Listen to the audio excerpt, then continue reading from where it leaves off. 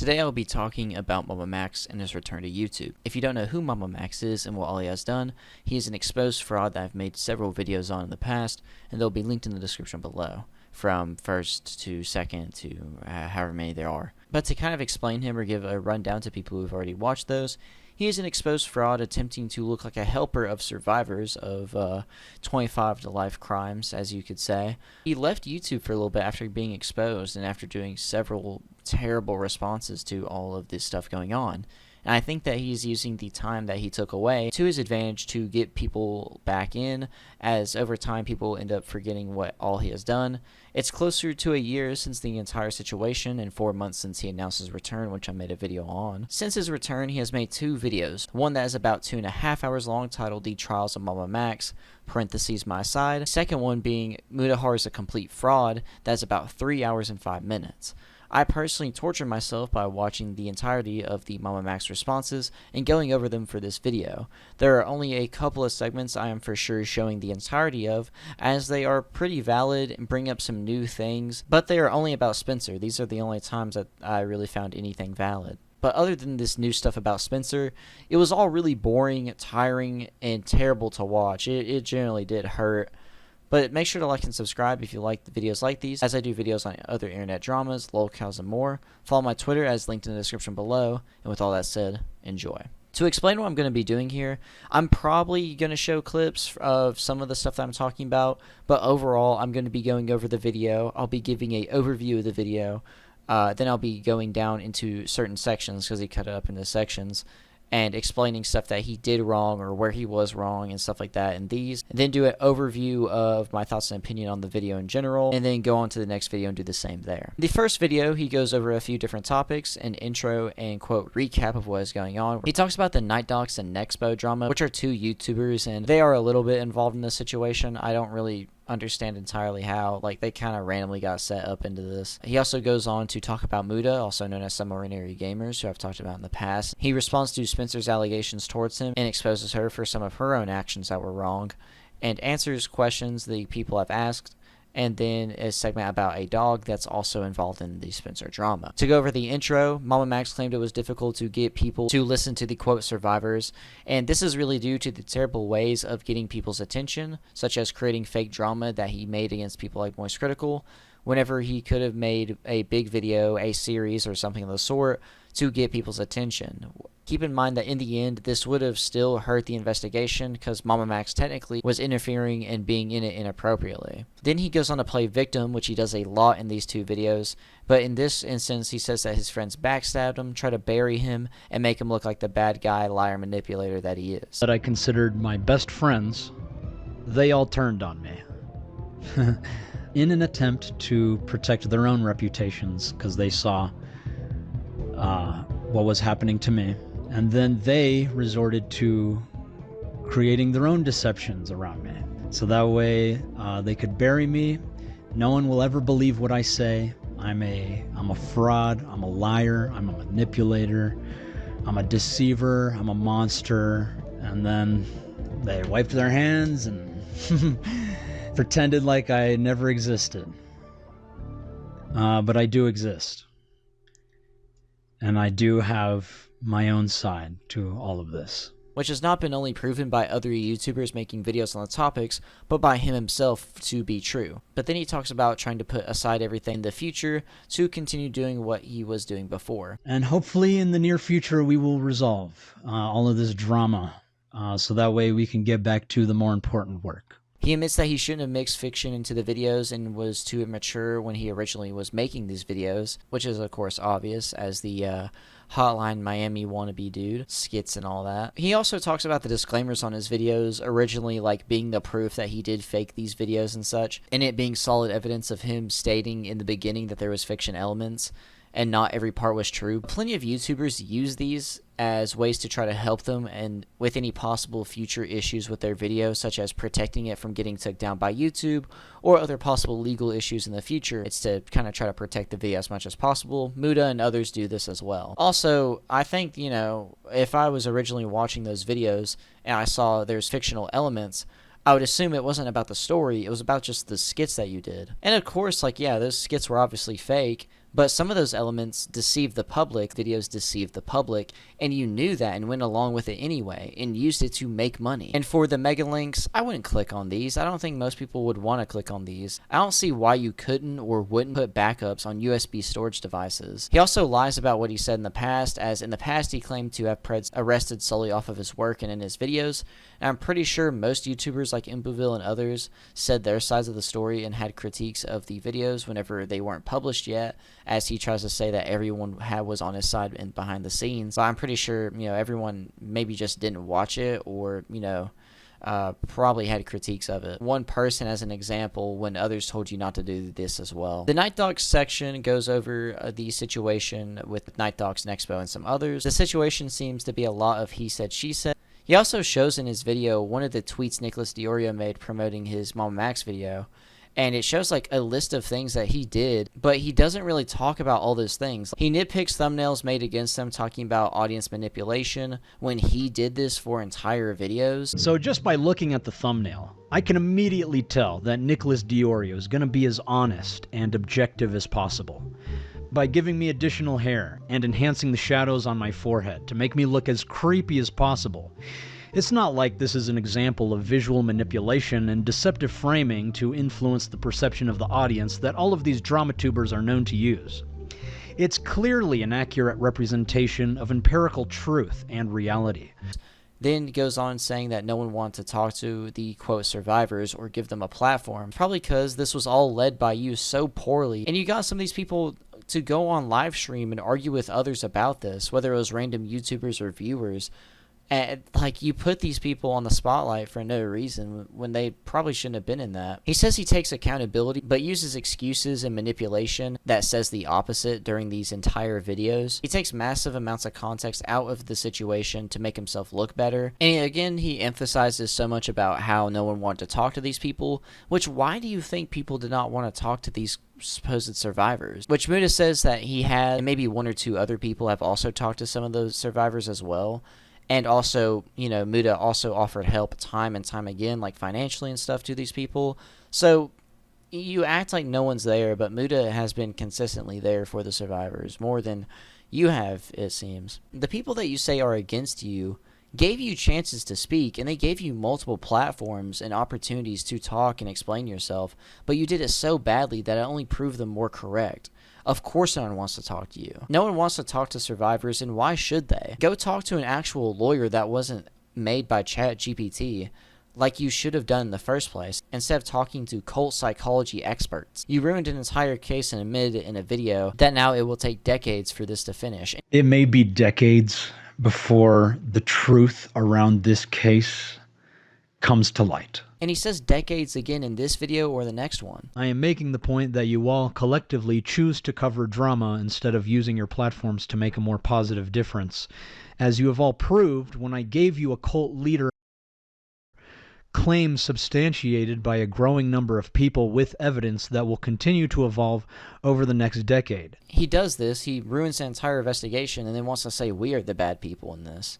Now going over the Mutah section, where it talks about some ordinary gamers for a little bit. The NDA that he keeps bringing up is faulty. He keeps on trying to use that, oh, I have a legal power over you, you broke an NDA. But this was faulty and not usable, as exposed by Mutah in another video of his. These clips also just seem invalid that he keeps trying to use against people. Then he tries to say Mutah committed all of these crimes because he talked about the situation that MamaMax was already talking about publicly and ruining, saying he committed breach of contract, defamation, negligence, tampering with evidence, obstruction of justice, and contempt of court. Because apparently now it's a legal case, supposedly, even though I don't think they've shown any evidence of it being a now legal case, and it should have been a legal case from the beginning, and it was exposed not to be. I don't know where you got a bunch of random money from out of nowhere for it to be a legal case, or why you're even threatening this whenever you're broke. Which can fall under breach of contract, defamation, negligence, and since this does pertain to a criminal investigation, it could also fall under tampering with evidence, obstruction of justice, and contempt of court. I've actually been speaking with multiple legal professionals who all seem to think we have a very solid case. And given what's happened with Karl Jobst recently, I'm pretty confident that we could sue Mutahar for a lot more than $1 million. given the amount of damage he has caused. If it has become a legal case, it would have had to been very recently, because he's talked about his money struggles and also admitted during the entire drama that, oh yeah, we haven't made a legal case yet. And also, if he's talking about it being a legal case and it was after this entire heated situation and moment, it would have had to been after Mutah and everyone else talked about this stuff. He tries to like really emphasize that Mutah is this big guilty person, but other people made same exact videos like Mutah. I think MamaMax was also threatening to release a call that Mutah and Nicholas Diorio both were in. MamaMax also talks about this phone call that they were in and says that, like, you know, oh, they leaked this phone call that was under NDA, but I'm pretty sure MamaMax also threatened to release the call as well. And we know how MamaMax is with, you know, not putting in full evidence or context and stuff.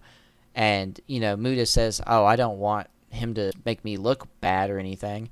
So he ended up just doing it himself. Anyway, he now says that he can sue Mutah for more than $1 million because of all the damage he caused.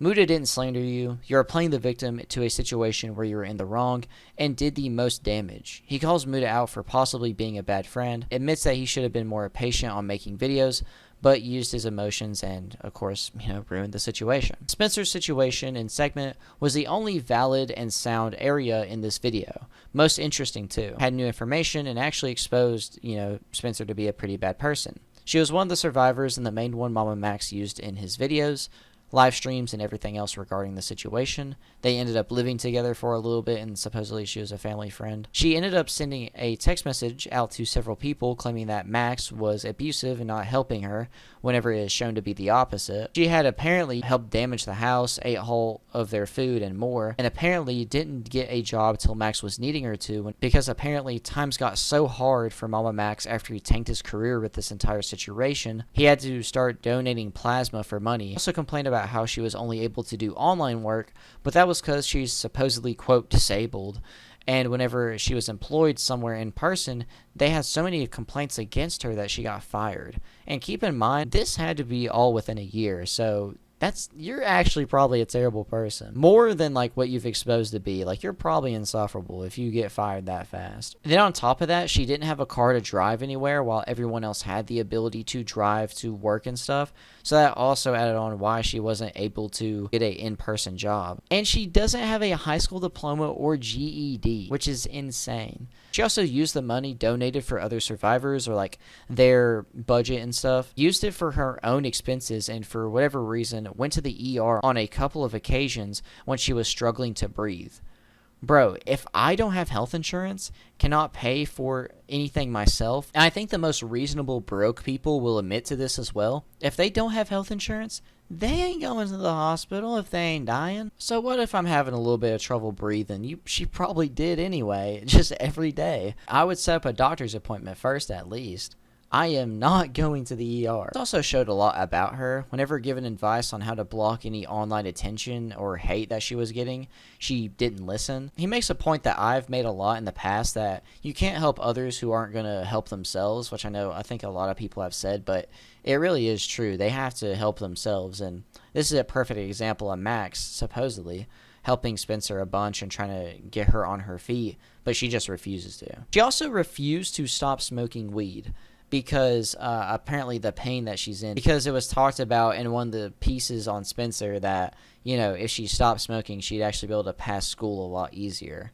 And she's like, well, I have to quit smoking, school's out the subject. That's just insane. So she refuses to even help herself at all like that. She refuses to get a GED or high school education, then wants to use the disabled card for not having to get a job. And just to even give Spencer a little bit of the benefit of the doubt with MamaMax and how he is, maybe some of this stuff isn't full context, maybe some of this stuff is, you know, possibly incorrect or manipulated like he's done with this other stuff.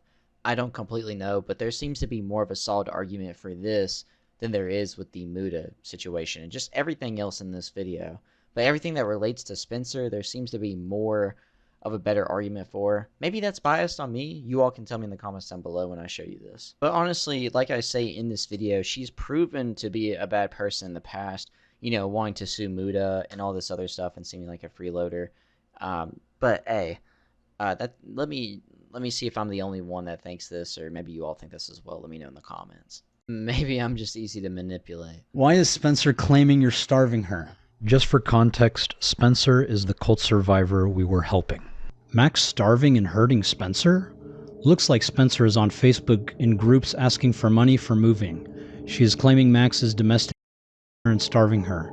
She doesn't say his name, but it's very implied because she lives with him. Wasn't Max supposed to give her a bunch of money? Seems like she spent it or he lied. Here's screenshots I got, but covered people not involved with them. I met this young girl online from a post she shared in a local group. She's doing her best to get out of a really bad domestic situation. She's trying to get back local to stay with friends where she will no longer have to starve, but can't bring herself to abandon her dog there. I know some don't get it, but some will. She found a friend who will foster her dog until she gets on her feet. She just needs some help. Even small donations add up. This is the scam. Where's my nacho fries? Yeah, dude. All I can tell you is that we had plenty of food when she was living here. We always got her food every time she asked. When she wasn't buying her own food, I would go to the food bank and get her food or pay for her food or share our food with her. I even got her $31.63 worth of Taco Bell while she was packing her stuff, and barbacoa tacos at her request before she left. Besides that, I don't know. So are the allegations that Spencer brought up true? You decide for yourself. So apparently one of her friends leaked a private message that I guess she was sending out to all her friends. So I ended up moving in with the YouTuber that was supposed to help me expose the cult, as it was my last resort. So this is true. Spencer moved in because she was in the middle of a crisis, getting kicked out of her family home. She had nowhere else to stay. And since we were making a documentary, I thought it would be beneficial to have her close, especially since a big part of this documentary was to get her independence. There's also multiple people living at my house. She's been a family friend for years. And so I didn't think it would be weird if we invite her to stay in one of the empty rooms we have, temporarily. Even her father came to meet me and my other roommates, and we all agreed this arrangement was fine. But of course, the internet made malicious rumors about us because of this. In retrospect, it was a bad idea. I know guys, you tried to tell me. Because she is a disrespectful roommate, a very demanding individual, and a hyper-reactive personality, which we will address soon. He promised to cover food, medical, everything. Well, he only wanted to help for the money, so he never paid any of my medical from the start. This isn't true. I paid for her first few bills, but then after everything that happened, I literally could not afford to even keep us in this house unless we were all working together. And so she agreed to get a job and start earning on her own, which is what I wanted her to do anyway, so she could become independent. He was buying food at first, but then he tanked his career, which in turn has people convinced I'm a bad person like him, so people are stalking me online.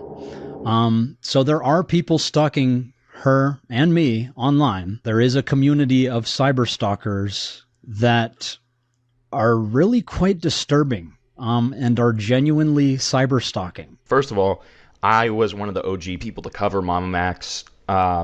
I was actually the person who got the feds sicked on him, which was a secret for a long time. So this is just one of my many cyberstalkers who has a documented history of stalking not just me, but many other people. They describe themselves as legitimately insane on their YouTube About page, and has obsessively created a number of disturbing videos about me, including one that's so egregious that it's unlisted, where he is stalking me, finding and murdering one of my team members, and decapitating them and sacrificing their severed head on an altar, or something. These are the types of sources for the defamation campaign, and again, he is just one of many cyberstalkers that frequent the MamaMax cyberstalking subreddits. So in the beginning, I did advise Spencer to remain anonymous until the end of the documentary, but she did not like the idea. I warned her about the tactics people may use against us and suggested leaving the online interactions to me, but she continued to be hyper-reactive. And even after I told her that my subreddits are not actually mine, but are targeted by cyberstalkers, she still chose to interact with them. Every time I gave her advice, she ignored it. So she can blame me for people cyberstalking her, but you can't protect someone that isn't going to listen. So people are stalking me online and wants me out because he's not making money off of me, but still wants to make money off of me. I never wanted to make money off of her. I even told her she didn't want to do the documentary, and I told her that's okay. Hey Spencer, your birthday is coming up later this month, and I'd like to take you back to Wiley to be with your family. While we're there, we should figure out the healthiest living situation for you. This current one isn't supporting the best lifestyle for any of us, and I don't want to add unnecessary pressure by pushing too hard or dealing with an eviction process. I still believe your story is incredibly important and should be shared with the world. I'd like to help you write a memoir about your experiences both in and out of the cult alongside finishing this documentary. Let me know what you think and if you have any questions. I guess I'll have to find housing for Belfie so I don't lose him for good. Anywhere I'd have to go, can't house him. And honestly, I'd rather not do the documentary or anything else regarding the cult. It's not good for my mental health and I don't ever want to be in the public eye again after what happened. We can care for Belf if needed. And I don't blame you, we don't have to do the documentary. Your health is priority. But later down the line when you're feeling better, you should absolutely consider writing a book. Your experiences are important and you're not alone. But still wants to make money off of me? He got me a dog. We'll come back to that. He got me a dog and had me move everything I owned to anchor me. Yeah, I did not want her to move everything to anchor her. I did not know she was bringing her entire life with her. And she spent a lot of money. I simply wanted to document her experience throughout this entire process. I figured out a foster for my dog until I can figure permanent housing out. So I offered to keep him because I love that guy. And she said it was the last resort. Hey Spencer, I'm sorry things didn't go as planned. The internet is a strange place these days, and I thought reaching out to the right people would make everything okay. What happened to us was really traumatizing, not gonna lie, and I know therapy will help both of us. I encourage you to take all the healthiest steps. I want to see you happy again. I think going home is the best choice for you. All your roots are in DFW, and hopefully the green will cheer you up. Rest assured, Belf will always be yours, but we'll take good care of him if you need us to. I know things were tense at times living together, but I think time and space will help. You'll always have a friend in me. And if you ever want to talk, please reach out. I still believe you have an important story that needs to be heard, now more than ever. Get the recovery you deserve, but please don't ever give up. Thank you for being concerned about my mental well-being. I hope you are doing well, and if not, also seek the help that I am. I am currently seeking a home for Belfie, as him staying here would be last resort, and I would hate to burden you further with taking care of him. You are right, this is an important story, but at this time I think I need to put the project on hold as I try to work on myself. But my biggest issue is needing someone willing to drive the full 18 hours from Dallas to here and back. I have the U-Haul trailer figured out, but I'm panicked because if I don't get out after my dog leaves on the 15th, I'll be stuck here until after my birthday, and have no way to really feed myself. None of that is true. How would I get my stuff back? Pack a few suitcases for the trip. We'll leave on the 24th early in the morning. Once y'all figure out the permanent residence for you, I'll pay for a pod and load it up and send it to you. That sound good? I have somewhere my stuff can go already. I could honestly pack up whatever would fit for now in my friend's car, so you don't need a big pod, and she could come get me sooner if you'd prefer. I'll be staying with her anyways. I've been having to live off donating plasma because I was limited to remote work, and I don't qualify for anything remote due to my experience. So she wasn't the only one living off of donating plasma. We were all donating plasma because times were tough. I was limited to remote work. That's because we all got jobs and none of us could drive her to work. And she couldn't really perform at an actual job. So remote work was the best option for her. What the absolute hell did you send me? It's for AI training. It's legit, I promise. Dude. I don't have the brain capacity to answer everything at once. If this is the application, how hard is the job? Applications can be long, but the $20 an hour makes it worth the effort. I know you're capable of writing out complex ideas. I believe in you. I probably could if my mind didn't feel like a 50-car collision, but I don't have the mental energy for all that writing. If I did, I wouldn't have so many unfinished stories from the past 5 years sitting in my docs. I called more vape shops and sent my resume. Super proud of you for job searching. Just a heads up, we are about to be super busy with work, so carpooling will be less frequent, and a high-paying remote job would be best for you guys. More money means more chances to take care of your health, and better health will lead to an awesome life. This AI training job is a perfect opportunity. I know writing can be draining right now, but using your creative brain is like building a muscle. It gets easier and even feels empowering with enough time and effort. You might even get back to finish those stories, as you absolutely should. That's just my recommendation. I won't force it on you if you don't want it, but also don't give up so easily. I believe in you, but believing in yourself is what truly matters. So as you can see, she didn't even really want to try. He's not physically hurting me, but was withholding funds that were supposed to be mine since January. Saw me struggling to donate plasma just to feed my dog and myself. So the funds were meant for all of the survivors, not just for her. And after I discovered she was mishandling the money for her personal expenses, I took over as the financial manager. Also, she wanted to donate plasma. She was always asking us to take her to donate plasma. Even then, we never let Belf go hungry, whether or not she was paying for his food or not feeding him. Gaslights me and also tried to convince me to break up with Michael. I don't know what she means by gaslighting her, and I never tried to convince her to break up with her boyfriend. I was just asking her if she was in a healthy relationship, because by her own words, she has been in abusive relationships before.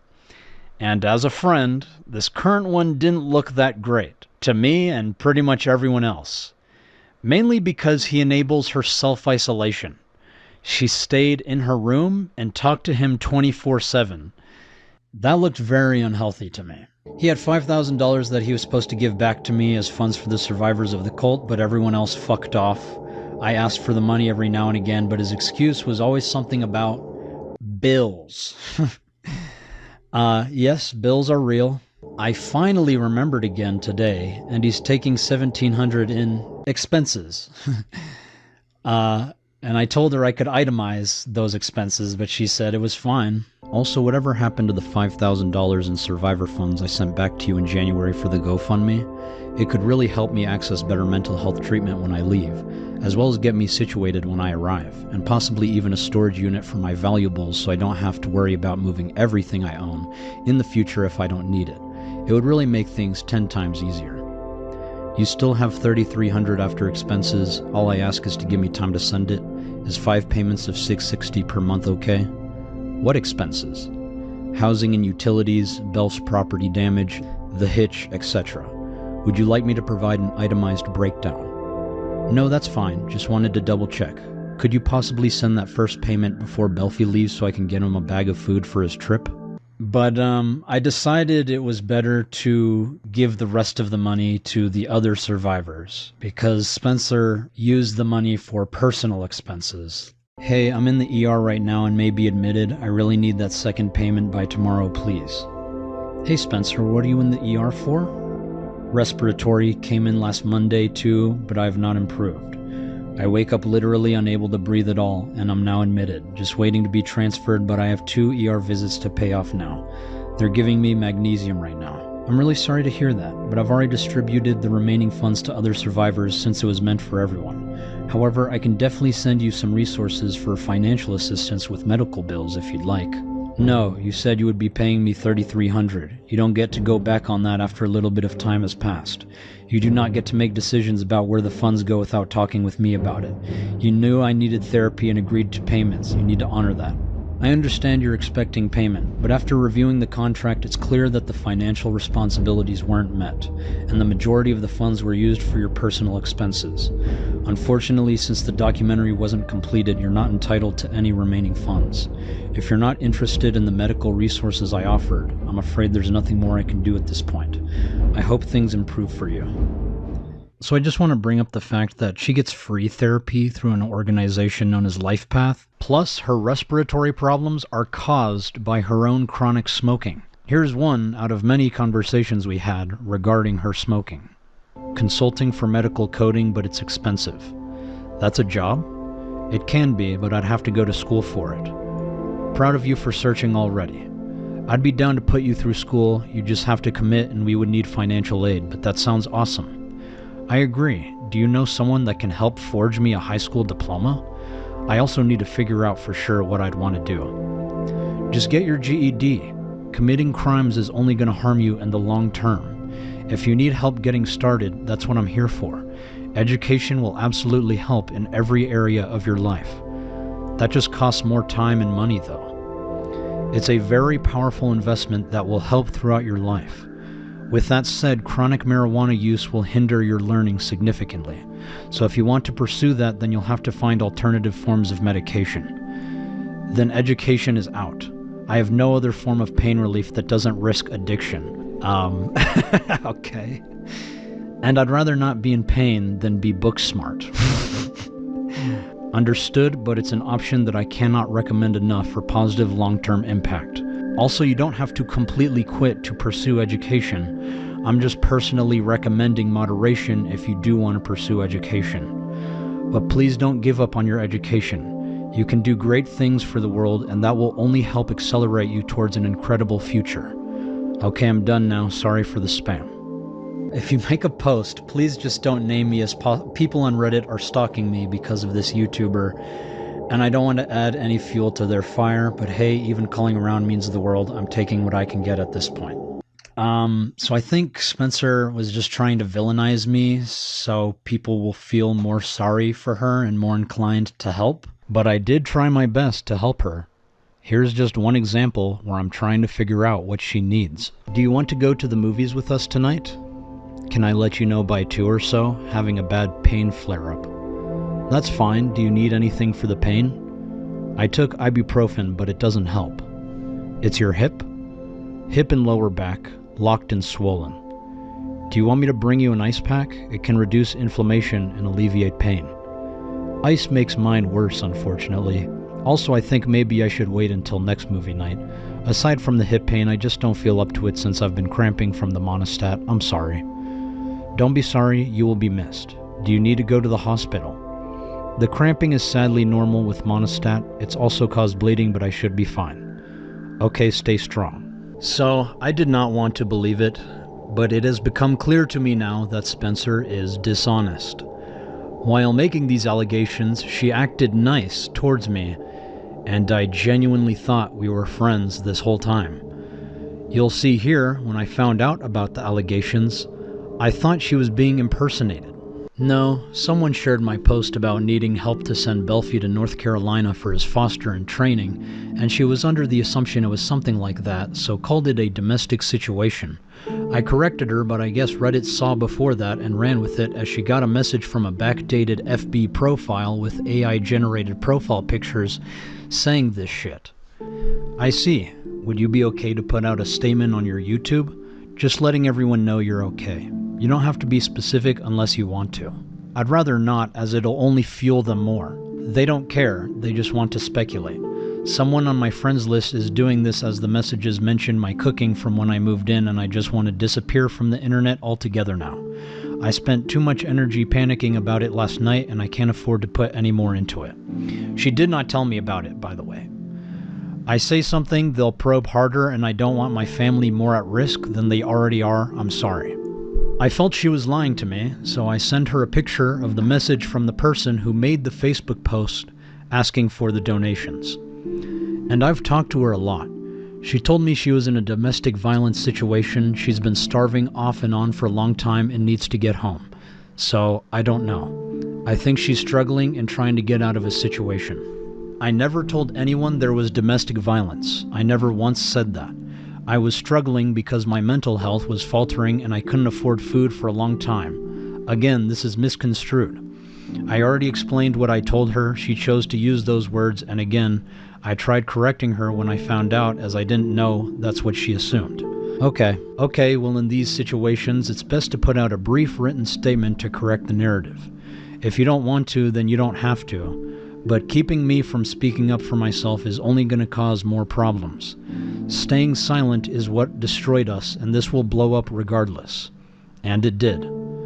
I've already been discharged from my volunteer work because of this shit, and I'd rather not lose more. How do you want to proceed?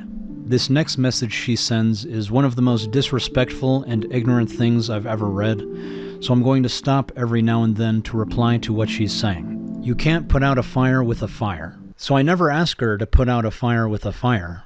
I just ask her to make a statement that she is okay and none of the rumors are true. But I didn't realize until later that she wanted people to believe I am a bad person who is starving her and domestically abusing her. And at this point, maybe it's better not to work with kids if you know people are going to do shit like that. I know it sucks, but you should cut your losses because nothing will stop them from doing the same in the future. So what she is telling me is to just give up on my career path in advocacy due to the problems that have happened because I chose to believe in her story and help her. Judging from what Michael saw on the Reddit, the volunteer thing happened before they said anything about me. Actually, no. People are not going to change their mind. They'll take it as you doubling down again, and it will make things worse. You've been through this before. You should know that better than anyone that this will hurt us both. So this is not true. I know better than anyone that you guys, the audience, just want to know the truth. But claiming it's hard to get the truth whenever it's already been out there, other than the Spencer situation, you made poor efforts into responding. He also goes on to talk about how, I guess his response time and how hard it was to get truth out there. Other than this Spencer situation, it was all already public. He also made poor efforts into responding in the first place. He calls out the people that, ended up figuring out he was doing charity work for, victims of the same crimes that he's going against, cyber stalkers. And although it can be seen that way, everything that Max has done recently just to go near actual real proven victims, we can only assume the worst. And I assumed back in the last video talking about it, that dude was probably going to try to use those girls to make his own documentary about their situations or something and use them for the YouTube views and such. And I thought the worst. And I'm pretty sure others did, and it's reasonable. It's still reasonable. I still think he would do that now. He also tries to play the victim really hard, and because one of the quote cyber stalkers' YouTube channel bio says legitimately insane, he tries to use that so hard against them despite it looking more like it's a joke, like y'all did against Night Docs. So when someone else makes jokes, it's not okay, but whenever you do, it is excusable. It just doesn't make sense. He also did this with Mutah later in the next video, where he overly uses the YouTube channel bio against them for whatever reason and acts like it's valid. He also goes on to answer personal questions or just questions that were asked by people in general. It's valid to not want you around other victims of crimes, and now that MamaMax is trying to get a job elsewhere, he wants to respond to everything so he can leave YouTube, is what it sounded like in this video at least. Because with the current stuff around him, it makes it more difficult for him to actually get a job. How do you feel about losing your job at the children's outreach thing? So for those of you that don't know, I was volunteering with an organization known as CASA, Court-Appointed Special Advocates for Children. It is a great organization that teaches people how to advocate for children in the United States legal system as a guardian ad litem. You are essentially a free social worker who interviews children, their families, teachers, doctors, and everyone who has information on the child's life in order to serve their best interests in a court of law. I highly recommend volunteering if you are interested in children's advocacy or the legal system. I was doing all of this privately, but unfortunately a group of cyber stalkers found me in the Casa of El Paso Instagram page, and my stalkers proceeded to harass this organization, posting their emails and phone numbers, encouraging everyone to spam them with the drama surrounding me in an attempt to get me discharged. This was picked up by DramaTubers, which caused even more people to harass this organization, until they were forced to let me go in an attempt to make the harassment stop. That broke my heart, but I learned a lot, which was the point of joining, and I'm very grateful for my training and experience doing so. If you care about children so much, why not get education, certifications, and a real job in advocacy? I did. Instead of being an unprofessional YouTuber filmmaker with all these unnecessary edits. Education and, like you said, certifications are vitally important. And that is what I'm actively doing, is still seeking education. I don't want to just be a YouTuber the rest of my life. I would like to resolve all of this online stuff first, since clearly I cannot just go get a job without people harassing wherever I'm working. He has been proven to be a liar and manipulator less than a year ago. You still have in this video proven that you aren't that great of a person. He doubles down on the psychosis thing that he said back in the day, because like all the hate around him was group psychosis or whatever. Why do you think basic criticism of you is mass psychosis? I don't. I am just explaining a reality we are dealing with on the internet. But this is why I hate the commentary community sometimes. Like, I legitimately, like, hate some of these people. Because it's always like, well, a lot of people went with this, right? Sure, I understand how a lot of people can get something wrong, but, like, there are also people in this space who are absolutely happy to be, like, wrong, as long as it's financially lucrative. I can't make a follow-up video because it won't get any views to correct the thing that I personally, right? So they're not incentivized to correct anything or tell the truth. They're incentivized to do what people want to click on. And if there's a jerk wave going on, well, people are going to want to click on the negative video. So that's what drives me crazy. There's like a fucking incestuous commentary community right now that is a for-profit misinformation machine or whatever. And then whenever it gets called out, they all have like a huge pity party for themselves. Oh my God, I can't believe this turnaround. What?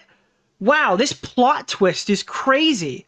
Guys, we really got to be better at this in the future. It's like, no, it's a for-profit misinformation machine. For someone that's a for-profit misinformation machine, that was well said, Nicholas Diorio. That's what I'm trying to say about mass psychosis, is that we're believing all of these things that aren't real. We are still talking about mostly conversations that we've had, 4 years ago about spread of misinformation, things like that. The rate and acceleration of new kinds of threats, new kinds of issues, the growth rate of that is growing far faster than the growth rate of our capacity to mitigate or respond to those threats. I was speaking with someone in the fact-checking network who said, there's now 200 billion messages a day going through WhatsApp, 15 billion going through Facebook. They get about 100 fact checks per day. If you think about a bank being over-leveraged and how much risk are they, how far over their skis are they? We've got about 200 billion to 100 in terms of scale of information that's running through a system without moderation, with, as Senator Sass said, the decentralized incentive for yellow journalism. If it bleeds, it leads. It wants to make each of us into yellow journalists because we each get more rewarded the more extreme things that we say in an inadvertent way. So in this subtle way, in this very slow climate change of culture kind of way, just by 2%, increasing the kind of outrageousness of what you're saying, the sensationalism of what you're saying, you get a few more likes, you get a few more hits. And so you keep doing it. And suddenly that heats up the global conversation and has us not even recognize our fellow Americans as fellow Americans. There's also more than just criticism. A mass psychosis is an epidemic of madness, and it occurs when a large portion of a society loses touch with reality and descends into delusions. Such a phenomenon is not a thing of fiction. We are controlled by the algorithms that push us one way or another. Social media divides us, makes us more extreme and less empathetic. It riles us up or sucks us into doom scrolling, making us stressed and depressed. It feels like we need to touch grass and escape to the real world. New research shows that we might have largely misinterpreted why this is the case. It turns out that the social media internet may uniquely undermine the way our brains work, but not in the way you think. So yeah, it's just a fact. Well, there are concerns about misinformation. We should, just like when people raised other concerns in the past and we try to deal with them. Okay, yeah, people, no, if you ask people, no one says that they want misinformation. So maybe there's something that we should do to basically try to address this. But I was really worried from the beginning about basically becoming this sort of decider of what is true in the world, right? That's like kind of a crazy position to be in for billions of people using your service. That is simply what we are dealing with. He says that his threats against Moist Critical, aka Charlie, were not serious, but then goes on to talk more about him, saying, the truth is, Charlie was online during this whole thing, me trying to get people to look at this stuff. Also showed the videos that he uploaded at the time that he was supposedly sick as proof. MamaMax, are you still going to end Charlie? Why did anyone think I was being serious in that video? Just behaving like a A genuine I liked Charlie. I like MamaMax. And I felt he could do a lot of justice for this case. Understandably, Charlie was not happy about this, and during a live stream, he vented to his audience. We talked like a month ago about like what he was working on in his investigation. And then apparently when I had COVID, he messaged me a couple times and I never saw it. And now he's taken that as me ghosting him and ignoring his very important mission. And it really rubs me the wrong way. Instead of just he's jumping to the most extreme possible explanation for me not seeing it, which is really fucking cringe. That did make me upset. There. Yeah, that really rubbed me the wrong way. I had COVID, and I barely used Discord in the first place. It was a miracle I ever even saw his message to begin with. And then I spent 12 days not doing anything online in bed. And during that time, apparently it changed his whole framing of the video in order to make it like a Trojan horse of cancel critical because he didn't respond to my messages and ghosted me. So yeah, that did rub me the wrong way. Good intentions, but I did not like that. I can see now that he felt blindsided and hurt, which is fair. However, I think it's important to lay out the facts. I reached out to Charlie on October 23rd, giving him a brief rundown of my current project. He responds 25 minutes later, claiming he hasn't done reaction streams or react content in about a year. I respond 5 minutes later that he doesn't need to react to my video, but I would like to invite him to our group chat with other influencers so we can establish a direct line of communication between everyone involved about my project in case anyone has any questions or concerns once everything goes down. He doesn't reply, so I follow up with him the next day, apologizing for my sense of urgency, but I truly felt this project warrants his attention given what the survivors have told me. He replies an hour later apologizing and agreeing to take a look. I send him the NDA that he promptly signs. In the group chat, one of the survivors explains the cult with some evidence. We share her videos and that she is open to answering questions. This is when Charlie stops replying completely and claims that he was sick. But Charlie was active and engaging online during this same period. I don't mind if he was too busy or had no interest in my project, but just be honest about that. Hey, you'll never guess who just got COVID again. Not this guy. Haha. No, yeah, I'm just pulling your leg, it is me. Look hard into my piercing blue eyes, and you'll notice that my soul is finally back in my body. I'm feeling much better, so I thought I'd celebrate by watching some more horrible pickup artistry attempts on TikTok. So according to his own uploads, Charlie had COVID from October 30th to November 2nd. 4 days out of 12 that he claimed he was not doing anything online. And then I spent 12 days not doing anything online in bed. I barely used Discord in the first place. It was a miracle I ever even saw his message to begin with. I followed up with him over the course of that month, which many people claim is me spurging out and spamming him.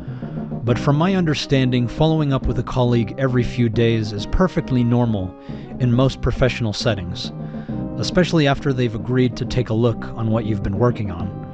And I just wanted to keep him in the loop. But hindsight is 20/20. I agree that this is a bit much.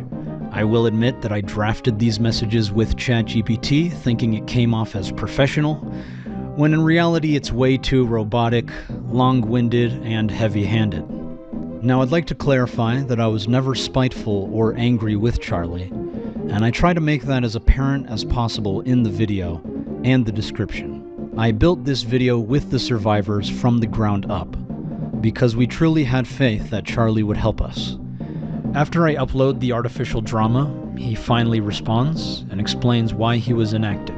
I respond to him the next day, apologizing and asking if we can just get in a 30-minute call so I can explain myself and find a resolution that is beneficial for all parties involved. We set up the call with him, me, and the survivor. We had a respectful conversation. He was very understanding and kind. And we conclude the call by just requesting if he can listen to the survivors for 15 minutes to see if this story is worth his time. And he agreed.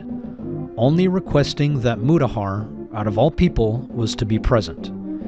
I told him that I already invited Mutahar, but he is welcome to invite anyone else. We said goodbye, and we felt good about our conversation.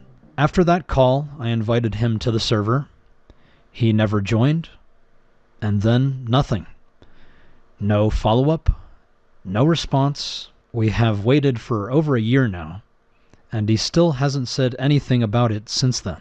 This was never supposed to be about me or Charlie. It was supposed to be about the survivors who deserved to have their stories heard. And unfortunately, the situation ended up silencing them even further. I don't blame Charlie for this, but I do think he could have helped, and he chose not to. And just because you catch him on Discord in maybe one live stream example that he used, it doesn't mean that he's active a lot or should look at your message or that you're his #1 priority. Auto opens on most PCs anyway, or maybe he had to use it for a moment during a certain stream. He possibly scheduled videos during that time that he was sick of clips from past live streams, or he just simply forgot to respond. You are not entitled to anyone's time or efforts because you found a supposed cult. He also admitted to using AI in these spam messages that he would send to people and said, it's kind of regular to send messages to a colleague like this. Like, bro, what? Like, I would not say Moist Critical is your colleague, ever. I don't know where you got that. Even if the situation is serious, his attitude towards it and his campaign to promote and talk to others about it was bad. About as bad as the execution both online and behind the scenes talking about it. He also talks about his exes again in one of the questions. No one talks about this, but he has a lot of pictures and stuff of him and his exes for whatever reason. Does no one think that's weird that he just has a bunch of that on his computer? The entire dog situation was kind of short. It shows a video of him crying for whatever reason. That's bro, I don't know. You really want the attention there if it wasn't obvious already. Once you get to know her. And fourth was Belelfgore. And this is where our story comes full circle. Belelfgore represents the closing chapter for this part of my life, and he is the very reason why I'm finally able to make this video. It all began when Spencer asked if I could help her get a service dog. I've always believed dogs are among the most loving companions, and I thought one could help her learn responsibility and heal emotionally, so I agreed. Since we couldn't afford the steep cost of a trained service dog, we made a deal. Spencer would raise and train one herself. She found the breed she wanted, and soon after, we brought home this beautiful boy, Belelfgore. At first, Spencer did a decent job taking care of him, but as her awareness campaign gained traction, she became increasingly consumed by the gossip and drama surrounding her. And slowly she began neglecting Belelfgore. I stepped in, taking over his care, and over the course of that year, Belelfgore and I formed an unbreakable bond. I loved him deeply and wanted to keep him. But when Spencer's behavior led to her eviction from our household, I felt obligated to honor our original agreement, and I let her take him. Instead of keeping him, however, Spencer raised money on Facebook to send him across the country to a friend who would train him as a service dog. And on August 14th, 2024, we forced him into a crate in the back of the animal transport. I said my final goodbye, my heart breaking as I watched him disappear.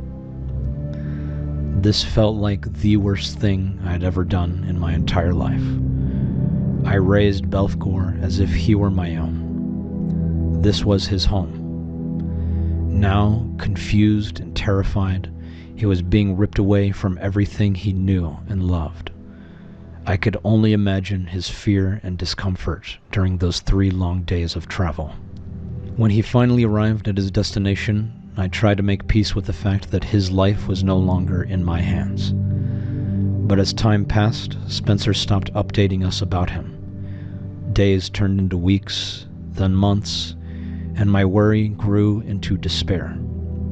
I missed him terribly and had no idea how he was even doing. Then one day, I noticed that a survivor of Camden, and the very same dog trainer now caring for Belelfgore, was online.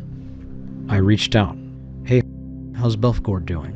Spencer hasn't shared much about him, but we've been thinking about him and just wanted to check in. If he needs any help with food or meds, let us know. We'd be happy to support however we can. We miss the big guy. To my relief, she responded. Belelfgore was okay. I soon learned that Spencer hadn't been keeping in touch with her, and that Belelfgore might not even be suitable for service work. I told the trainer I'd be more than happy to take Belelfgore back if Spencer no longer wanted him. She explained to me that Spencer was considering rehoming him, so I immediately made my claim. But when the trainer informed Spencer of my intentions, she fought back. I sent a formal letter to both Spencer and the trainer, asserting my legal ownership over Belelfgore. All his paperwork was under my name. Spencer retaliated, threatening a restraining order if I didn't back down. Then came some devastating news. Belelfgore had run away from a dog sitter and was now in the custody of an animal shelter. The trainer assured me this was my best chance to reclaim him. But before I could act, Spencer sent me a cease and desist letter, trying to prevent the shelter from releasing Belelfgore to me. I fired back with my own cease and desist, declaring my rightful ownership and my determination to bring him home. Spencer's threats wouldn't stop me. I was going to get my dog back, no matter what.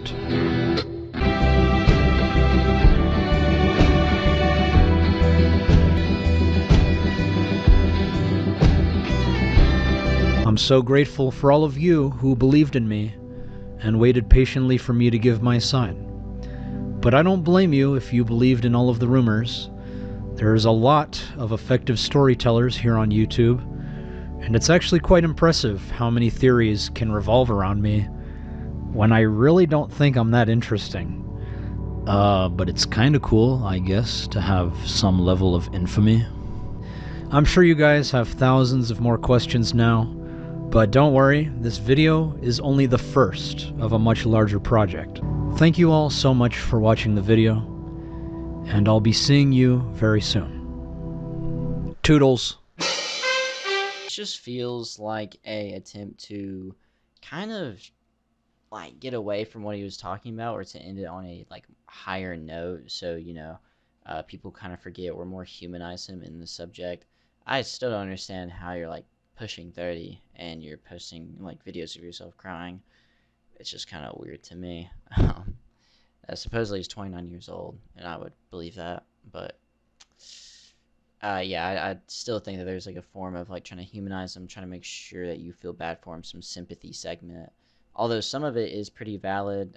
There's like a excessive amount of vlogging of him and his dog in this that is just not needed. But the dog that was supposed to be a support dog for Spencer ended up not wanting it anymore, and it probably wasn't suitable for training anyway. Then they had a custody battle over it because for whatever reason Spencer was going to send it to a shelter, but Max wanted it back. I think Spencer was going to give it up anyway in the end, but still like threatened legal stuff against each other.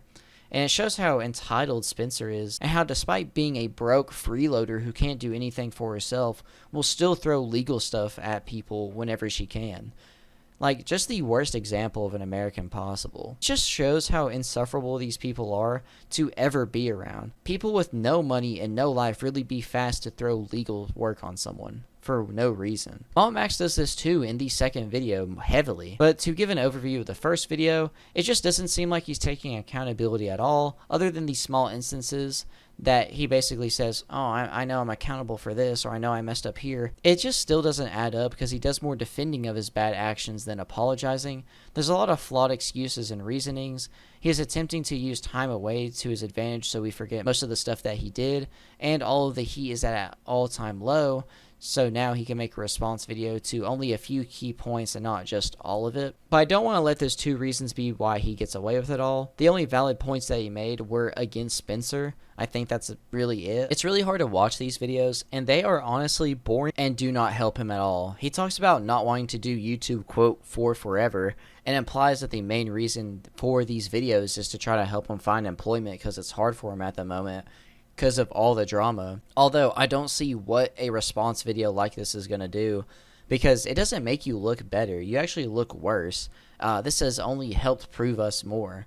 The only thing that you really did is show that Spencer's not really a good person. To give an overview and understanding of the second video, he goes sentence to sentence responding to SomeOrdinaryGamers video, that is titled MamaMax is a complete fraud. I think that's the only video he responds to in this.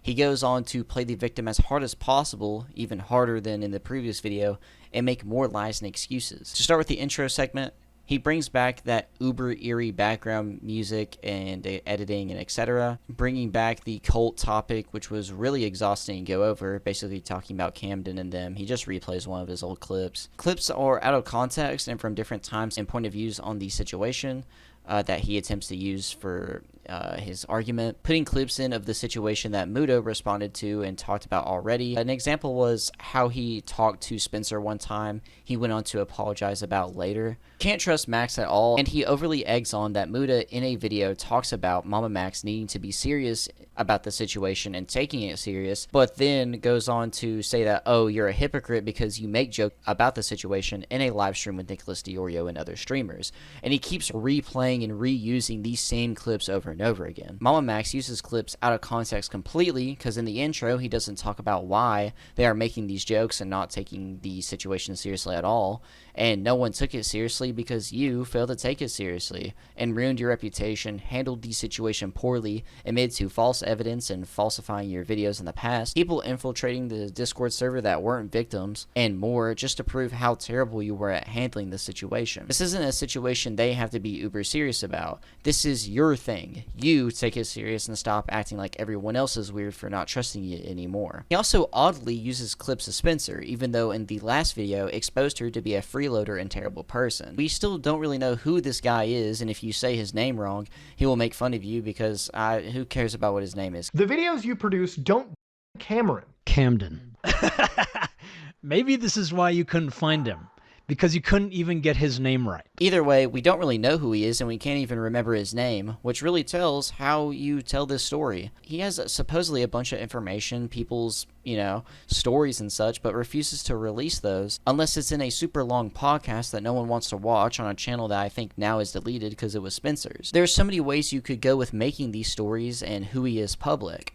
I don't know if it hurts the legal case, but that's for you to figure out. And since you keep bringing him up in these videos, you might as well drop an actual one on him. Make a series where people tell their full stories. Make one big video on the dude to start off, or just give all the info and etc. to someone like Turkey Tom, who already made a video on Camden as good as he could with all the information he has. He said, oh, the survivors, whenever all he shows is context of Spencer talking about this, they wanted it to be set up this type of way. Why listen to these people that don't know what they're talking about whenever creating videos? You succeeded on YouTube, you know what you're doing. You could have posted a teaser trailer on Twitter for all I care. But why are you listening to these people that just don't know what they're talking about? He also repeatedly tries to say Mutah is a fraud, showing the definitions and other stuff on the screen. And this is coming from the guy that self-admitted he was a fraud and lied for years about what he was doing online, and deceived public and other SA survivors. Then tries to say that Mutah is the reason for the harassment and quote stalking Max and others have dealt with. If you didn't want to make this video because it makes you so uncomfortable, why did you continue to make multiple videos on this topic despite the cyberbullying and cyberstalking that you're causing to both me and the survivors? Mutah can't even say those words or promote them online, or at least on the YouTube platform, without getting in trouble. So it's impossible to actually say that he is responsible for all of this. Also, putting all the blame on Mutah whenever I and several others have made videos on it, what difference does it make? I don't even think that Mutah has the biggest videos. Sure, he has repeated videos on the situation, and I would too if I didn't, make big videos all at once on it. Why not blame me, Nicholas Diorio, Turkey Tom, and all these other people a part of the group Psychosis? I don't really understand your thought process. And you know why? It's because you're in the wrong. He plays more victim and then downplays the situation entirely and what he has done. He overanalyzes, gaslights, and manipulates Mutah's video. There's also a lot of manipulation in just not taking accountability. There's moments where he goes back to his entitled ways saying, why were you covering SSS Sniper Wolf and not my situation? And repeats clips over and over again. Topics where real victims exist and continue to exist on a daily basis. This is true. Real victims continue to exist on a daily basis. So why then did you ignore them and prioritize covering Sniper Wolf drama that is already getting covered by everyone else, when these real victims were just asking for 15 minutes of your attention. Some of the most obnoxious editing is used in this video. That does not help your point at all or prove it because you play the same clip over and over again. You show one example of a live stream where he makes jokes and stuff. Who cares if he made jokes? And then you also go on to go sentence for sentence with this guy's video. You only show one video. There was other videos that show more proof of you being a bad person, but you don't want to respond to those. Try to make these arguments from simple sentences that he made and try to make them key points and the only things to respond to. There's a lot more to respond to that you simply won't. Go respond to, I don't know, Nicholas Diorio's videos where he exposed a lot about you. Go respond to anyone else's videos and respond to more questions instead of overanalyzing one singular person's video because they used to be your friend and you're so butthurt. Part 1, it's like titled Background, DMs, and Evidence. He shows the area code of Mutah's number, which I think is weird. I don't think you should be showing any part of someone's number, but he, for whatever reason, thinks that this is a valid thing to do in this video to prove that he has Mutah's number. Why do that? That's just kind of weird. I don't think anyone would really appreciate that. Even if I know where Mutah lives, I can't really tell what his number is. He might have a number in a different area code for all I know. He also blames ChatGPT for a message he still sent. So a few days after inviting me to this group, Max inquires and asks Mutahar, it's been a bit since we've caught up, and I get that your plate is probably overflowing, but I wanted to touch base again. Sorry if our previous chats have been a bit heavy. These issues are really close to my heart, and that's exactly why we need to keep the conversation going. You've got a seriously powerful platform, and within your reach, we could really make some noise for the betterment of children's lives. Just a little bit of your time could go a long way. No pressure to dive into the subject, but if you could spare a couple of hours for an interview, I believe we could spark some real change. Is there a time that works for both of us to sit down and talk for an initial engagement? A few days later, Max says, I'm reaching out again because the voices of child survivors cannot be ignored. I've shared their stories with you because I believed in your capacity for empathy and action. Your silence so far has been disheartening, but I still remain hopeful. Please understand, we are determined to be heard, and will continue to seek influencers who have the power to do something heroic. Watching the attached video and acknowledging their plight is all we are asking right now. I hope you will not let us down. Now obviously the end of this, you can see that it becomes very apparent that Max is emotionally guilting me. Technically ChatGPT is the one emotionally guilting you. And this was one of the things that just bizarred me that he said. He also blames Mutah and others for the deletion of, quote, Spencer's channel. I think although it was a second channel of MamaMax's for whatever reason. I haven't seen the 5-hour podcast with Spencer, who is one of the victims. She has her own channel. Not anymore, because you and your friends kept bullying her. Sounds like you gave someone with a, quote, important video about the situation, which was a 5-hour podcast supposedly talking about the situation that no one watched because of the ruined rollout of the entire situation and the time length of the video, an account that she shouldn't have had. The situation must not be too important if she's willing to take down an entire video talking about people's situations and their stories on it, instead of, doing something simple like logging off, make an alt YouTube account where you don't have to deal with the harassment. And you can't blame Mutah and others for not watching that. They're really busy souls. He puts up weird counterpoints about silencing victims and how he should defend Dan Schneider since there is no evidence on him being the bad person that he is, supposedly. Then also photoshops it to look like Mutah uploaded a video titled Dan Schneider is innocent. Max had literally called the person in this video. He wasn't alleging, he was actually materially accusing them of dangerous cult led by a... So these were very, very serious accusations which need to be matched with very, very serious corroborative ironclad evidence. And in SomeOrdinaryGamers video, MamaMax is a complete fraud. You weren't alleging, you were materially accusing me of being a fraud. Because I always really play something super carefully. I'll never say somebody is a scammer or a or something, unless I have something that I know is 100% in court, Yeah. And that's why, I know that I can get away with saying a lot of things. What Mutahar is doing is called special pleading, applying standards, principles, and/or rules to other people or circumstances, while making oneself or certain circumstances exempt from the same critical criteria, without providing adequate justification. So Mutahar says that I can't make these claims without presenting very, very serious, corroborative, ironclad evidence. Yet he does not apply this same rule to anyone else, including himself.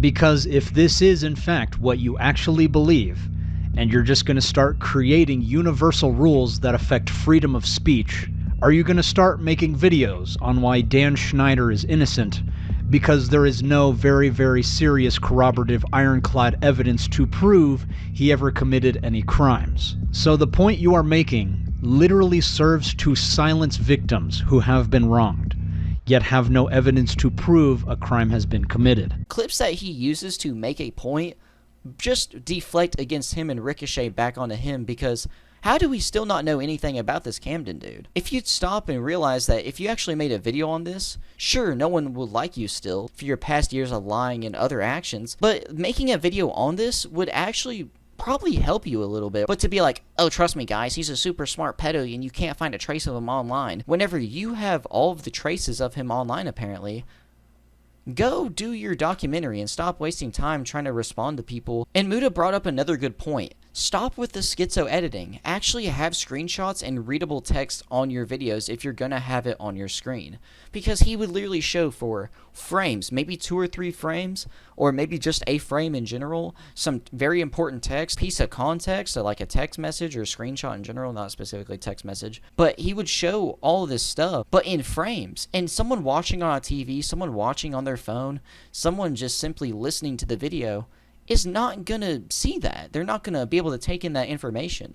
Personally, I'm not watching a MamaMax video and sitting there going frame by frame looking at this small piece of evidence. No, not a lot of people care enough. You, as the person bringing this out, should be able to put it in a, consumable manner that doesn't involve all these weird extra steps because you want to look crazy and goofy and schizo. And also, he keeps doing this laugh that is either really fake or just really annoying, because it's like really smug as well. There's a lot of smugness in these videos. And he uses a bunch of words and like phrases like scapegoating, and others responding to Mutah, saying he's doing all these different types of methods to make him seem like he's in the right.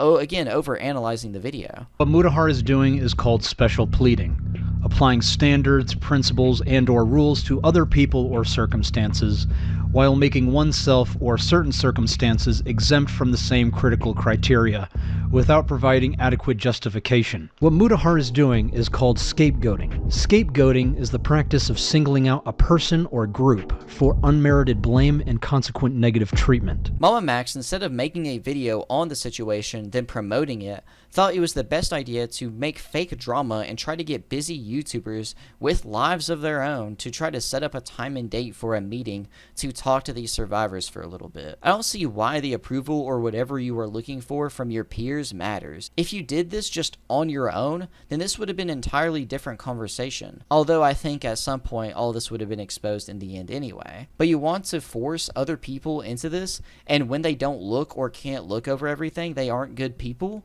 That's not very great logic. He keeps bringing up everyone breaking the NDA. I don't really see where, as there isn't really any leaks or anything specific being said in these stories or whatever Mutah is saying. What? He says, oh, there's not really good evidence in there?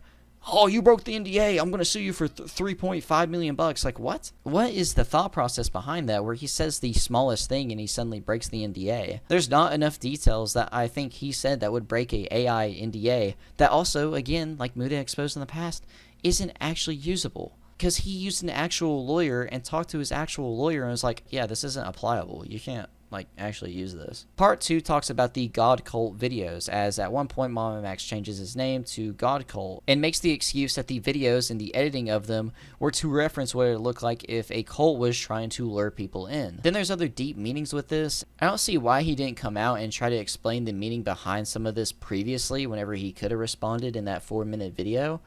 But, he didn't. I think he's just been making excuses in the background while, I guess, trying to find employment and letting that freeloader sit on the couch all day. This God Cult segment has more smugness and overall just general gross behavior to make Max Striker think he's better than Mutah. Breaking down every other frame of Mutah's video to say something about it or explain the deep meaning behind his schizo editing. Keep in mind, the public still doesn't know who Camden is. He talks about Mutah needing to respect the situation, but Max doesn't really have respect for the situation either. He also censored Spencer's face for the entire video for whatever reason. I guess since they are not on good terms anymore, or maybe there's some background talk of don't show my face anymore. I mean, her face is everywhere. I mean, and also her name. Her full name, Spencer Slayton is on a lot of this stuff, and her name is still said. So I don't know what the point of that really is, to blur someone's face but to continuously say their name and their full legal name and bring them up a lot. It just seems not really productive. Also, in your last video, you proved she wasn't a great person and seems to be lazy, untrustworthy, and a problematic child. It's hard to really want to listen to her. And we already knew a bit about this just from listening to her in the past. He also lied about the lawsuit against Mutah, saying that, you know, oh, the victims were a part of this or the victims wanted this, whenever it was shown by Mutah that, no, they didn't want to sue him. They actually told Max to stop. The only victim that wanted this was Spencer. And of course Spencer wanted to sue Mutah. Max also says he wanted to make the documentary after he interviewed all of the survivors and after there was a legal outcome of this. You put some really high standards on this for whatever reason, and why make the videos now then? Why make all these weird videos about like how to be a cult and, you know, change your name and do all this advertisement for something that you didn't really have planned? The video isn't done, is from what it sounds like. And it's still high standards because legal stuff don't always happen quickly, and it seems like there is nothing going on but recently now it being an official case apparently because you want to sue Mutah for interfering with it. Max also seems pretty butthurt about Charlie and others because they didn't seem interested in this, and that's another point he brings up all the time. He's like, oh, these guys were not interested in this. And I mean, does it really matter? I mean, make the video yourself and make it a digestible video that isn't schizo-filled. I still don't really understand why all these other people need to be involved. And I'm not going to lie, the jokes that Mutah and everyone else was making on this live stream you keep excessively playing are pretty funny. I don't see why Mutah and all these other people have to take this situation uber serious when it isn't their situation, and you proved yourself to be a fraud, make terrible follow-ups, and do nothing to correct the situation. He also adds that Mutah having gameplay footage in the background makes the video not serious or less valid. So I guess my entire catalog of videos going over pedos and everything on YouTube is nothingness. Also, this happens because I'm pretty sure Mutah comes in while editing to talk about it, and from what I remember, it doesn't matter if he's playing the game, but I'm pretty sure he just has background footage. So he's not playing the game at the same time, he just has footage of the game because he doesn't have his camera on and he's editing. He's trying to do something really quick. But on to part 3. The last part of this, thankfully. It talks about the Discord call, the live streams, and Reddit posts. He says he got rage baited during the call and was tired, so that's why he responded in some ways that he did. He also keeps being petty and weird, repeating sentences that Mutah says in the video to make it seem like, oh, what a switcheroo, it's actually valid to my point. He also downplays how he got victims to come on the live stream and talk about their situations to viewers, and compares it to Mutah making jokes towards the situation with other YouTubers. By bringing these victims on to discuss and debate with randoms on the internet. By bringing these drama tubers on to discuss and bully with randoms on the internet. And for the most part, this has been very unhelpful. And for the most part, this has been very unhelpful. And this time could have been better spent with him preparing this evidence, the timelines, preparing a video, and discussing the situation properly. And this time could have been better spent with him helping us prepare this evidence, the timeline, preparing a video, and discussing this situation properly. I didn't deeply dive into any points where he was asking for context, because he's like, oh, but show the context, man. You have to show the context of this claim. And Max's points where he asks for context are not even valid, because in one of the situations where he asks for context, he tries to provide some of his own from the video. And the one I'm talking about is, in Max's IMVU video, is heavily implied that the girl victim is not alive at the end of the story. A long time later, Max says in a Q&A live stream during the situation that she is fine but cannot add on anymore for her privacy. This is brought up in one of the video clips he is playing. He says, where's the context for me saying that she's dead? Whenever it was heavily implied in the video that she was. Presented in this post to prove that any of this was fake. And then he claims in a Discord Q&A that Casey is actually alive. Is there an update on Casey? Can you talk about how you got into the account or how you found it? That's a bit much. I can't talk too much about Casey. I don't know what I can and can't say. I will tell you that, yes, she's okay. That's all I'm going to say. To be clear, I was in contact with Casey during the IMVU video. I am literally just trying to respect her wishes by not speaking about her. But I also wanted to be transparent with my audience that she is alive. So, in one surface, he says that she could be dead. Hey, Mutah, can you play a clip where I even say that? What's the context? I'm not going to make any claims because I have no idea what this is, if it's somehow tied to our guy or not, or whether it has anything to do with IMVU. I do not know for certain and will not say. And then all of a sudden she's okay? And I'm pretty sure you could read comments. That's another thing, is that he refuses to try to take accountability that a lot of comments thought that she was dead. A lot of comments, think that some of this stuff is really real. Of course, not the skits or whatever, but in the comments, you can see that people actually think the stories are real. Be like, oh, how do they not? I literally said at the beginning of the video. No one believes that stuff. Also, it's schizo. It's up for a couple seconds. No one's reading those disclaimers, okay? No one reads my disclaimer at the beginning of the videos. So I think for most points where he attempts to defend himself with his own clips, or just in general, asking for extra context as an example, that are flawed defenses that he actually never said something, even though he basically did or was implied in his videos. He also shows a clip where he admits to fictional elements in his videos, assuming that people would know better because it's a film, and doubles down on it, saying these videos have fictional elements but are about the real stories, and then brings up warnings prior to the video in an old tweet he made where he says like, oh, these are all fictional or whatever. Investigations themselves are real, but obviously the films have fictional elements. Like, it's a film, I am presenting it as if it were to be real, but I didn't think people would take it as that. But wait, you don't think that people are going to think your videos are real? So that's the thing. So I want everyone, when you watch my video, to assume everything is fake, except when I show a face and what they're doing. I misspoke here, so allow me to clarify. The YouTube videos, because they have fictional elements, automatically means they should be taken as a work of fiction, as I have been upfront about at the very beginning of every single one of these videos. However, it is clearly based on a real investigation, which was publicly available in the video descriptions, and now that they have been reported and taken down, it is very difficult to distinguish what is real and what is not. But that does not mean it is fake. Obviously, it is not. Again, why are we interspersing fact and fiction when it comes to incredibly serious stories like this? Why is this only now a problem for you? All information was hidden or censored, names and identities were altered to protect the privacy of non-consenting parties, all dramatization in the visuals dialogue are fictional and meant for storytelling purposes. Please reinstate the video team. They did not reinstate the video. This was 5 years ago, buddy. If it's so important to you now, why didn't you tell me then? I just auto-assume whenever someone says, oh, but this video's fake, this video wasn't serious, I just assume that you're lying.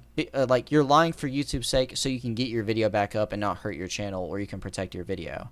He then ends the video playing victim as hard as possible, saying that Mutah is the reason behind all of the harassment, going broke, not being able to do charity work anymore or get a job, as well as why the survivors are being harassed, and the sole person behind his downfall. Then proceeds to become egotistical again, and claiming this video is going to end Mutah's career, and said that there's more videos to come against Mutah. Look, I'm not here to say if Max is definitively faking his stuff or not. And that, ladies and gentlemen, is what we call textbook defamation.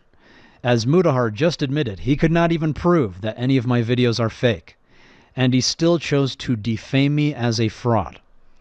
I can prove actual malice, negligence, and damages with what Mutahar has been saying about me, the survivors of Camden, and this case.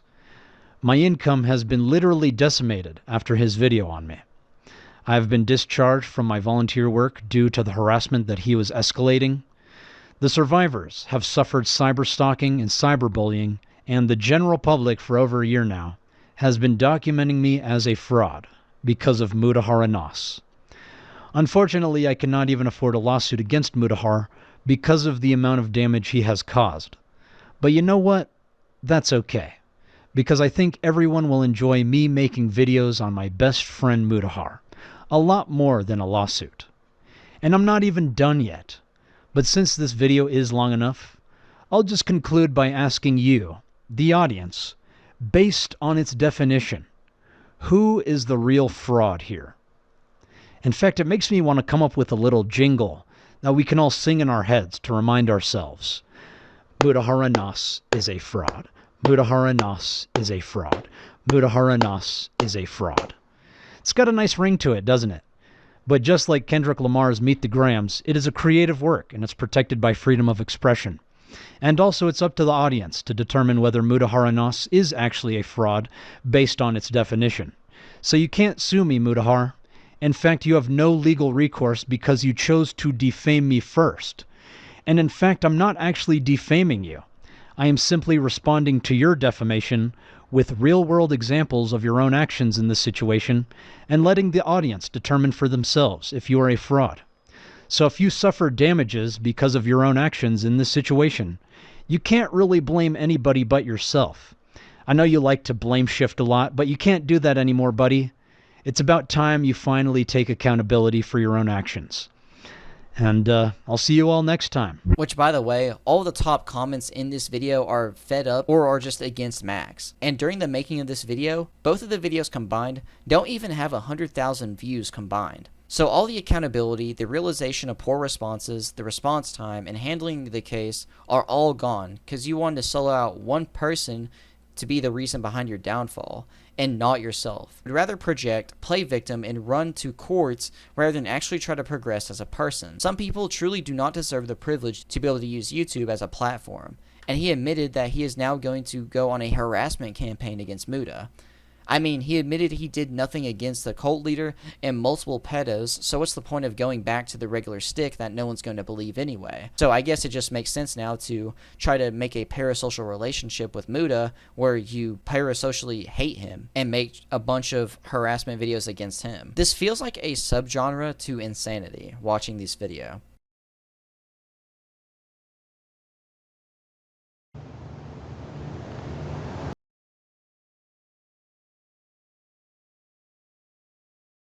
An overview for this video: MamaMax goes sentence by sentence responding to Mutah's video on him, then proceeds to overly use clips to attempt to prove a point, not take accountability or actually show context when he does it himself, and projects it onto everyone else but himself, truly being to blame. He also ends the video off by saying Mutah has committed several things that he could be sued for, and is the entire reason he went broke, cannot get a job, and implies that he is vowing his future videos to exposing Mutah for the person he quote truly is. While making my video on MamaMax, I noticed that the time length of the video decreased randomly. Checking my past screenshots of before I started working on this, I found out that he is deleting parts of his response. He has deleted around 50 minutes of his response on YouTube. Mainly it seems to be the quote personal question section, but possibly more. Don't know what he's trying to hide or what, but after it being uploaded for a while, you think he would just keep it up. I thought this was absolutely insane. I still don't know exactly what parts were taken out. All that I know is a certain section that was personal questions, which I go over in this video, is kind of missing. And I don't know, it just happened randomly. It doesn't make him look any better. It would be better if he just didn't touch it, but for whatever reason did. I can't remember exactly what he would be really hiding, but people have already downloaded this video and probably are already re-uploading it. So I'm going to be starting with both Mutah and Nexo's responses to this. And another thing has now happened. I was going to originally show you like the tweet because I forgot to get a screen grab of it. Nexo saying addressing allegations and then the link to the mega thread. But that has now been deleted off Twitter as well. This was up like last night because I had this up last night. What is going on to where now people are just, the stuff is disappearing. And right now Mutahar's post is still up. But I'm very confused as to what has just now happened as well. Because why did he take down this, thing?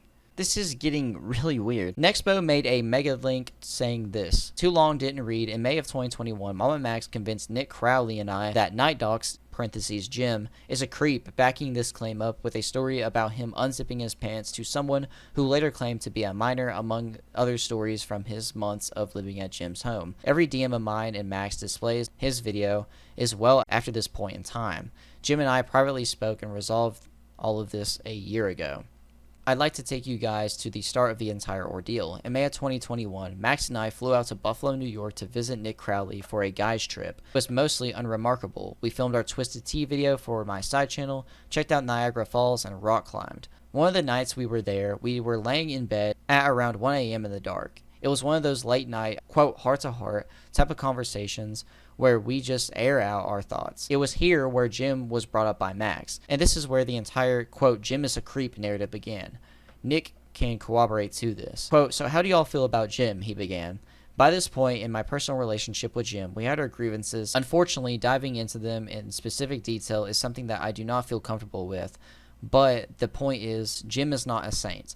None of us are, and Jim had allegedly done a handful of things during our friendship that I still have a hard time believing. None of it was friendship shattering, but it did change my perception on him. Most of this is what I shared. Nick Crowley had been around Jim for about 3 days in person and witnessed some of his behavior firsthand. Curiosity about this is what Nick mainly expressed. And then came Max.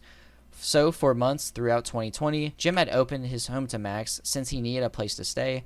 Compared to myself, Max had a much more intimate look into Jim's life than myself or Nick. So we had to say felt credible. At the time, I believed Max at his word. During his portion of conversation, he explained how there were a myriad of issues that added up about Jim, and that we all should collectively cut ties with him. This was the first instance where he, verbatim, called Jim a creep.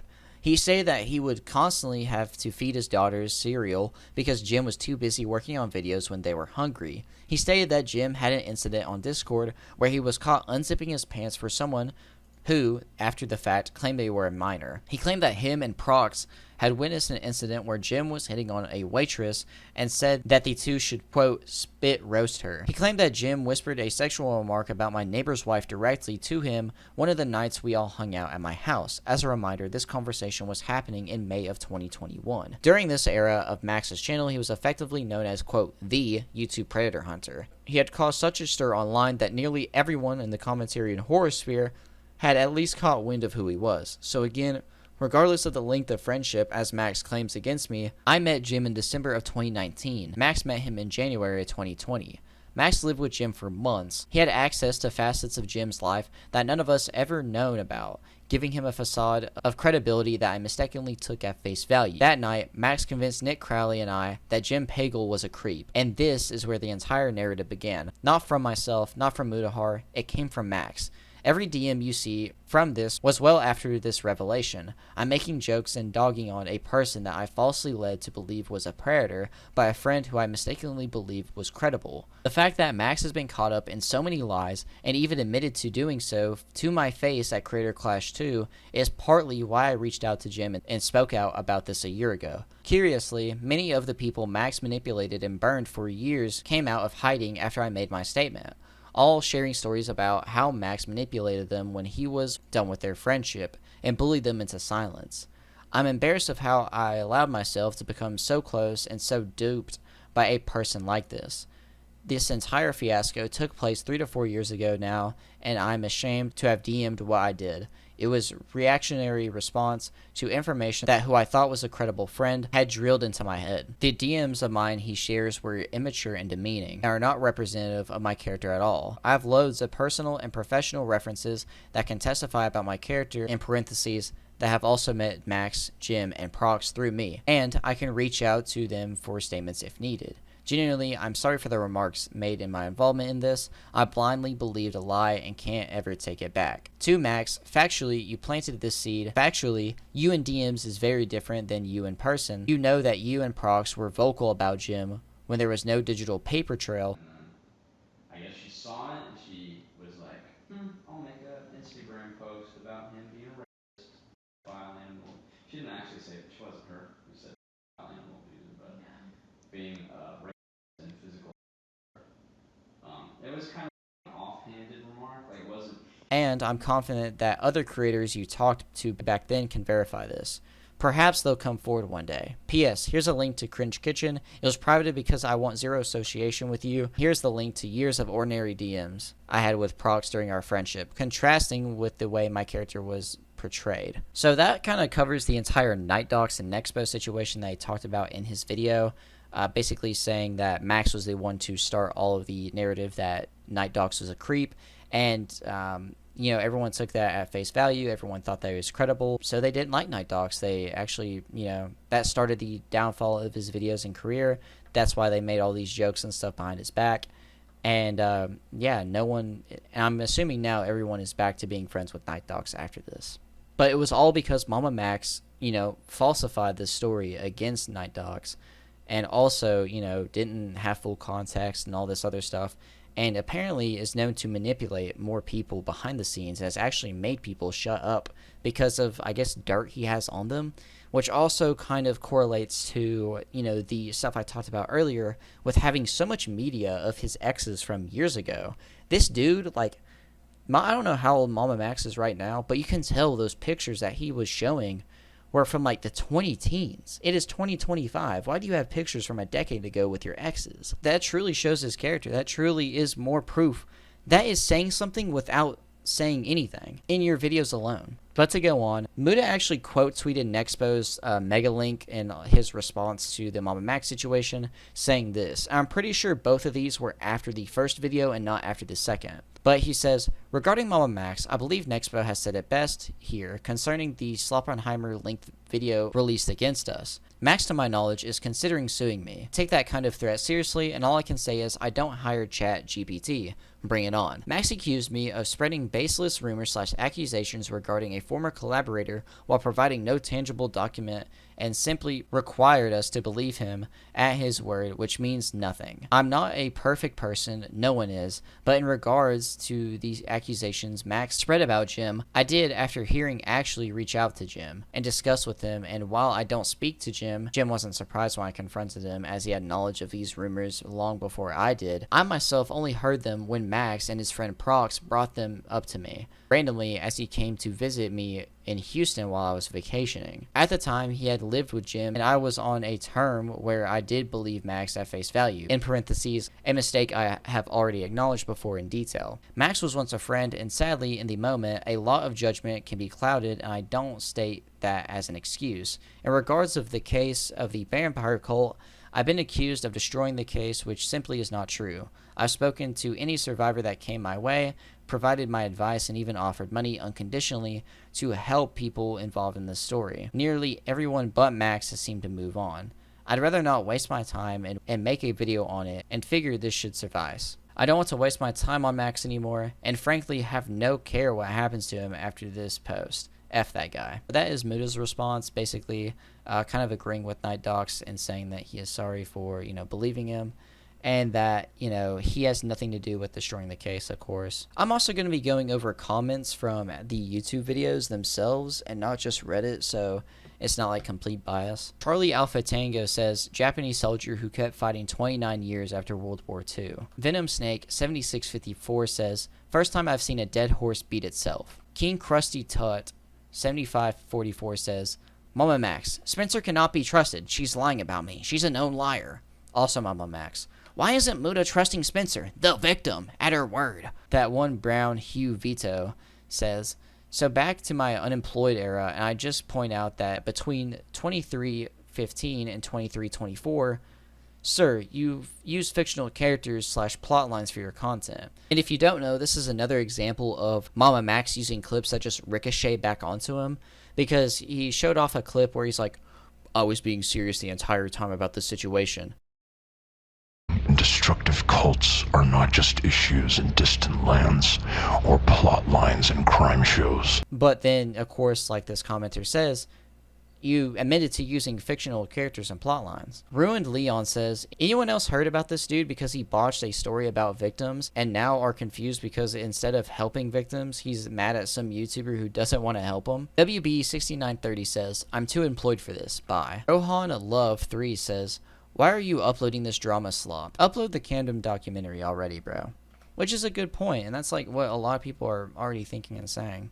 Estadia says, Max, I'm going to get to the video in a second, but when exactly is the general public going to get proof of the vampire sex demon guy? Because I think that's the main reason why people have a problem with you. Southern Cannibal says, bro, I'm dead. Spencer just wanted a free place to live and unlimited McDonald's and Taco Bell. These are also, by the way, combined from both videos. These aren't just like from one singular video. Mr. SRG Snowman Chris says, please, man, for the love of God, stop using ChatGPT like it's God.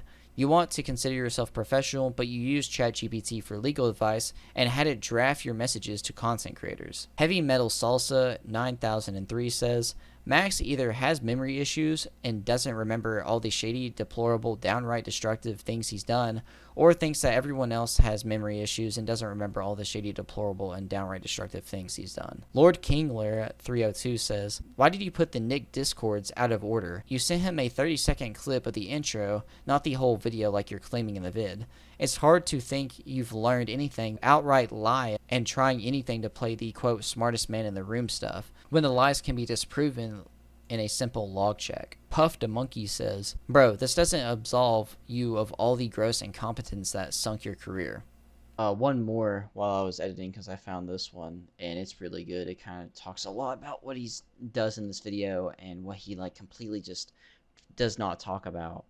It's by Bucky MMII, says, "So your response was dog footage, not taking accountability, blaming your own victim, still using said victim's testimony, completely ignoring your predatory behavior towards your ex, completely ignoring your false allegation against Magnetar, completely ignoring your false allegation against Tommy C, and calling him your biggest hater, completely ignoring and refusing to even suggest how Camden Gerard Davis could actually be a pred, and resorting to exposing your ex-friend for being mean to someone that you yourself said believed was a creep and bad person." That is all the comments I have. Basically, that shows the public's opinion, and it all makes good points, and it's all stuff that I've already said in the already. But it's always good to see what they think. And I looked at Reddit, specifically the Mutah and I think r/YouTube drama Reddit, and they all just call the video slop and say that he's not taking accountability and such. But to end off this video, this was disgusting to go through, an actual torture. Not because Mutah is this oh so terrible guy, but because I had to listen to this liar and manipulator for 5 hours, fail to truly apologize and feel bad for what he's done. You cooked a case that you supposedly care so much about. These victims should stop going to YouTubers for serious actions. We will make videos on everything in the end if we really care. There's a plethora of true crime networks, producers, TV shows, TikTokers, podcasters, YouTubers, and etc. that will cover this when it goes public. You also have your own platforms as well. Post it yourself. This stuff probably would go viral on TikTok. But first, look into it legally before you do anything on socials. And if that doesn't work, then take it to socials. And I'll give you this. Maybe Mutah isn't a great dude at times. And hey, I mean, like, none of us are. And also, with what you're showing, like, I mean, you say that he's, like, a guy that hates poor people or something. Try to say that he's this really negative guy that doesn't want to be around smaller YouTubers and such. He used my video and showed my name and everything. I mean, and I had, like, less than 10K at that time. I don't know if he ever would want to, like, talk and hang out, but, you know, he used smaller channels and actually gave them credit. And also, this was from years ago. Maybe he's changed his mind about that stuff. He can also change, and you have no proof. You don't show evidence to prove that, oh, he hates poor people, or oh, he hates smaller channels and doesn't want to hang out with them, or oh, he's like this and that. You shouldn't have brought other YouTubers into this as well, into this entire situation about the cult or whatever, so they could look at the evidence. If this video was good and well done, people will talk about it for you. That's just how it kind of goes, especially since you were already known by people. You could have just done the video, then asked people to look at it and tell them what you think and all that. But you are still hiding massive amounts of evidence behind a private Discord that is also probably under an NDA that sadly these victims are now stuck under and can't talk to other people about. Instead of making a video on the topic, you decide to hide it behind a Discord server, your storage, your USB drives or whatever. You hide all this proof that you have instead of making a video on the topic. You now say it will take decades to get a verdict legally, so why not just make a video now, a series even? One of the biggest criticisms is we don't have anything to go off of, as more people have found out about the dude's family more than the dude himself.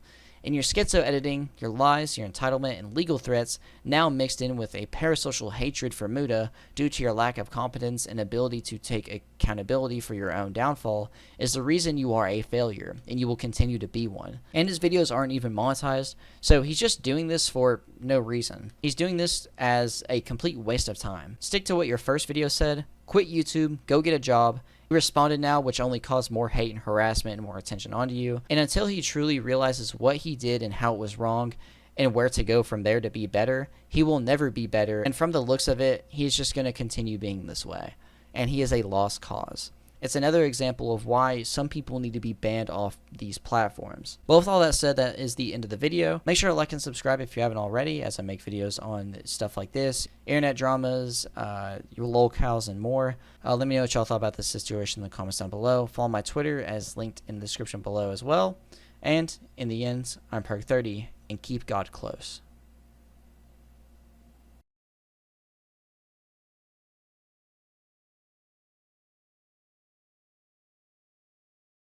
Why is Spencer claiming you're starving her? We're running really low on everything. We're practically starving here. Starving? You. By practically, you mean not really.